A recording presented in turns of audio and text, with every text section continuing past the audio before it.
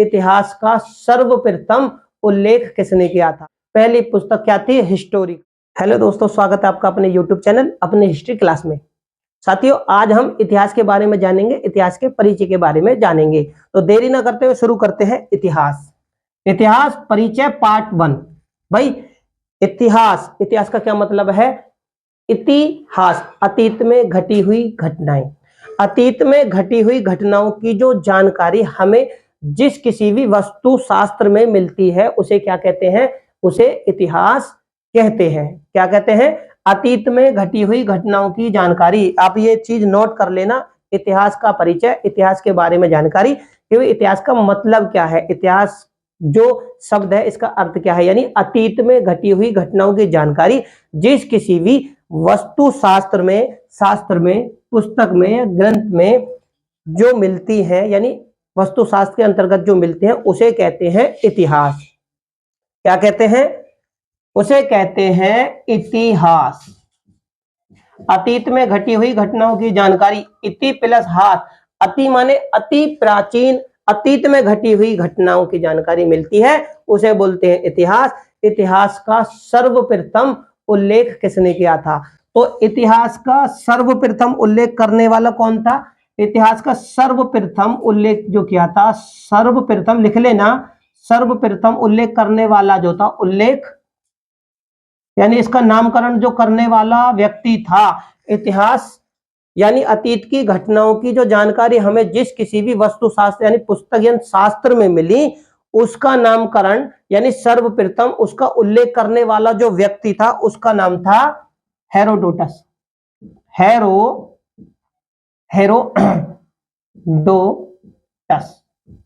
ठीक है, वो व्यक्ति था हेरोडोटस।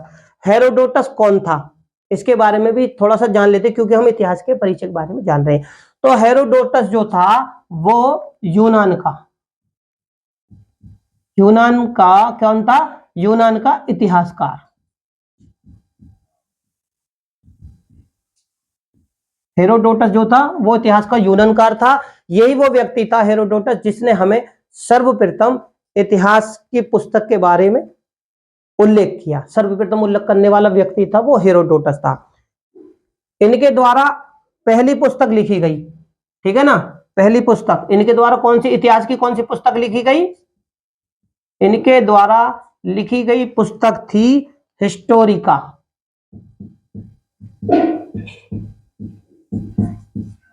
ठीक है, इनके द्वारा इतिहास की पहली पुस्तक जो लिखी गई, पहली पुस्तक क्या थी? हिस्टोरिका।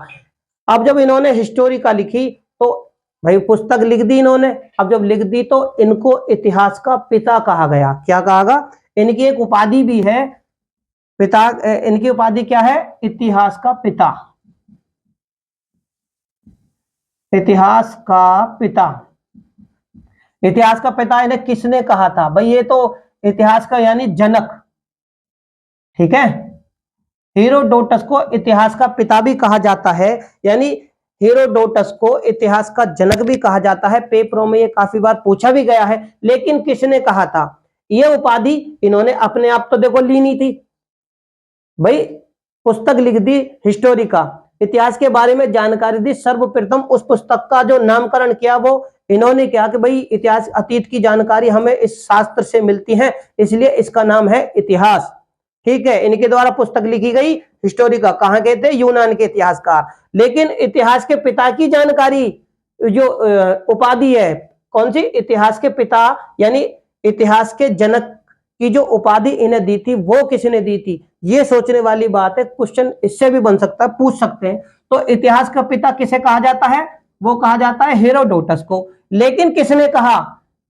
किसने कहा था? तो इनको जो ये बोला था, ये सिसरो ने बोला था। क्या? सिसरो। इन्हें इतिहास के पिता की जो उपाधि दी थी, जो कहा था इतिहास का पिता हेरोडोटस को, वो सिसरो ने कहा था। सिसरो कहां का था? सिसरो था रोमन दार्शनिक। क्या था? रोमन। ये लिख लेना आप, रोमन दार्शनिक।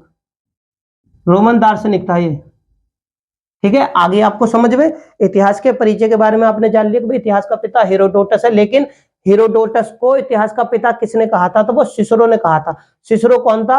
वो रोमन दार्शनिक था। और हेरोडोटस, ये यूनान का इतिहासकार था। बात करते हैं भाई तो मेरे प्यारे साथियों इतिहास की।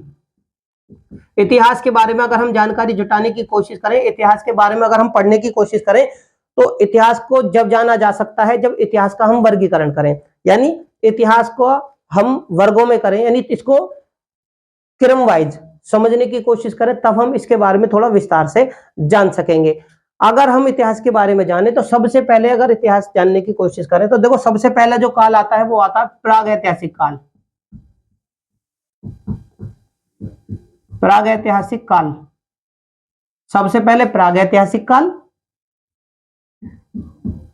ठीक है। उसके बाद में क्या आएगा, आद ऐतिहासिक, आद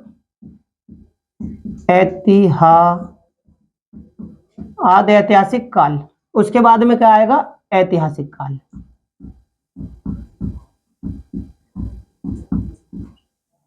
ऐतिहासिक काल, ठीक है। अब हम इतिहास के बारे में जानने की कोशिश करेंगे तो इतिहास का करते हैं पहले वर्गीकरण। वर्गीकरण करने से हमें पता चलेगी, देखो प्राग ऐतिहासिक काल का जो समय है वो क्या है, अज्ञात, अज्ञात काल से, क्योंकि हमें इसके बारे में पता ही नहीं है। अज्ञात काल से 9000 ये ईसा पूर्व, ठीक है, ईसा पूर्व तक ये प्राग ऐतिहासिक काल रहता है। उसके बाद में जो काल आता है वो आता है पाषाण काल, मध्यपाल भाई, अज्ञात काल से 9000 तक प्राग ऐतिहासिक काल। उसके बाद में आएगा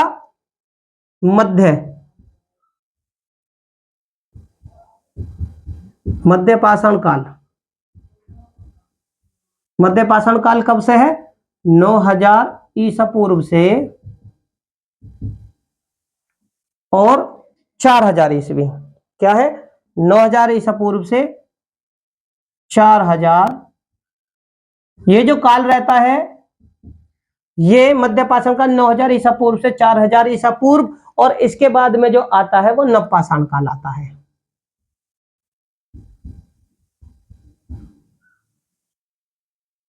ठीक है, ये हम वर्गीकरण कर रहे हैं ताकि आप लोगों को थोड़ी इनके बारे में विस्तार से जानकारी दी जा सके। तो 4000 ईसा पूर्व से 4000 ईसा पूर्व से जो है 2500 ईसा पूर्व तक था।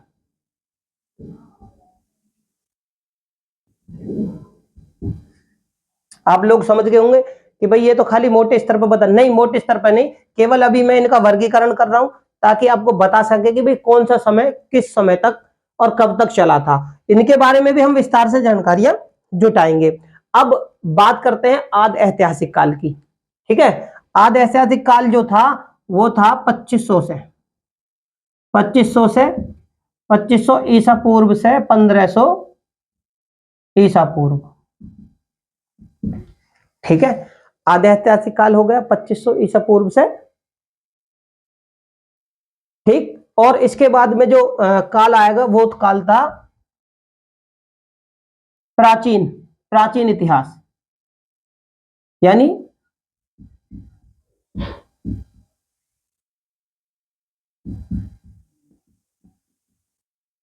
अब यहां पर आप लोगों को समझने की बहुत ज्यादा जरूरत है कि भाई आखिरकार ये इन्होंने लिख दिया, समझाया कुछ नहीं। अब मैं आपको समझाने की कोशिश करता हूं। देखो प्राग ऐतिहासिक काल का मतलब है, प्राग मतलब प्राचीन, सबसे प्रारंभिक इतिहास का काल। ये जो काल है सबसे पहला काल, ठीक है। इस काल का जो मानव था वो, उस काल के मानव के पास में क्या था, ना तो लिखित साक्ष्य थे ना कोई साधन थे, मानव सभ्य भी नहीं था, यानी एक तरह से वो अपना जीवन यापन एक जानवरों की ही तरह कर रहा था। इसलिए इस काल को प्राग ऐतिहासिक काल कहेंगे। इस काल का जो समय है वो अज्ञात काल, क्योंकि ना तो हमारे इतिहासकारों को मालूम है ना हमारे पुरातत्व विभाग के वैज्ञानिकों कि भाई इसका जो समय है वो अज्ञात काल से 9000 ईस्वी तक रहा, ठीक है। उसके बाद में मध्य पाषाण काल आता है और उसके बाद में नवपाषाण काल, यानी कि एक एक स्तर पे आप सोच सकते हैं कि भाई भूत वर्तमान, वर्तमान और भविष्य, इस तरीके से आप एक मोटे स्तर पर समझ सकते हैं।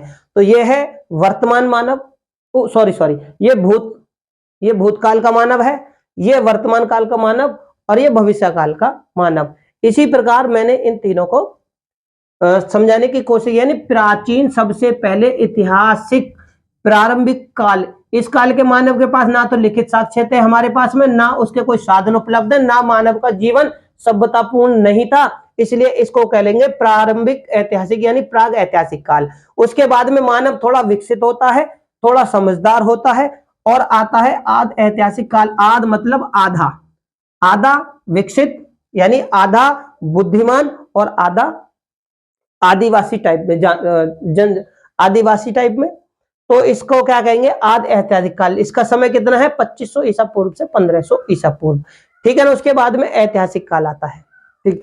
अब हम बात जो करते हैं वो ये बात करते हैं भाई, देखो अब इसमें 9000 थे। प्राग ऐतिहासिक काल के अंतर्गत क्या क्या कौन किन किन के बारे में पढ़ेंगे हम, पुरा पाषाण काल, ठीक है। इसके बाद में हम पढ़ेंगे पुरा पाषाण काल और पाषाण काल,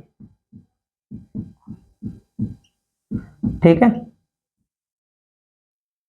प्राग ऐतिहासिक काल के अंतर्गत जो हम पढ़ेंगे, जो जानेंगे पूरा पाषाण काल और पाषाण काल के बारे में, यानी पूरा मतलब प्राचीन सबसे पहले, पाषाण मतलब होता है पत्थर, पत्थरों का काल। इसके अंतर्गत थोड़ा मानव और विकसित हो जाता है तो फिर इसमें पढ़ेंगे हम पाषाण यानी पत्थरों के, बड़े बड़े शिलाओं के काल का समय, तो पूरा पाषाण काल। और इसको भी 3 भागों में बांटा गया है, पूरा पाषाण काल को भी, वो हम अपने आने वाली वीडियो के माध्यम से आप लोगों तक पहुंचाएंगे। पूरा पाषाण काल, मध्य उच्च पाषाण काल, है ना।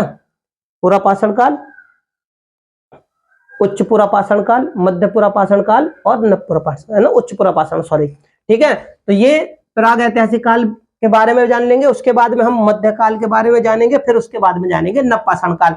लेकिन सबसे पहले आप लोगों को यह जानना बहुत जरूरी कि प्रारंभिक ऐतिहासिक जो मानव था, ना तो लिखित साक्ष्य है, ना कोई साधन उपलब्ध है, ना मानव सभ्य है, तो इसलिए इस काल के मानव को कहेंगे प्राग ऐतिहासिक काल। इसका समय अज्ञात काल से 9000 ईसा पूर्व तक चला।